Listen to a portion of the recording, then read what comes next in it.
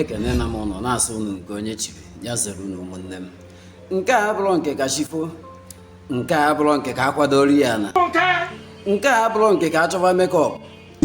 Gere ife obere nwa kwuru, gere ajụjụ obere nwa jụrụ ma zaa ya bụ ajụjụ. Kedu ife onions na-eme n'ime shawama? Kedu ife AC na-eme n'ime keke? Nwa ga-amụ ife abụrụ mgbe o ji wuo na-anọ na AC 24 hours. Nwa ga-amụ ife abụrụ mgbe iji wuo tinye na the highest ụlọ akwụkwọ. Nwa ga-amụ ife abụrụ mgbe iji wuo goyienu ma ọ goyi ana ọ na-ata anụ na azụ kwa mgbe. Gere ife obere nwa kwuru ma zakwazie ya bụ ajụjụ.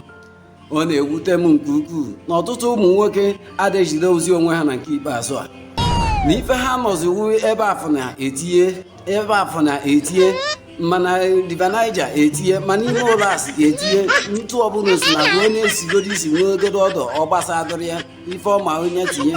Enwere ọtụtụ ụmụ nwoke nwere ike ịnọ one week na-adụ ya bụ ife nwa ọ na-ajụnụ ọgịnị na-eme. Gere ife obere nwa kwuru, gbanite volum gị gee ife obere nwa kwuru ma tụsakwasị ozi ya.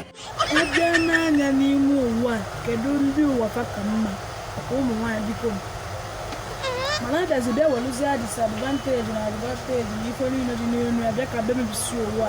Ụmụ nwoke be careful.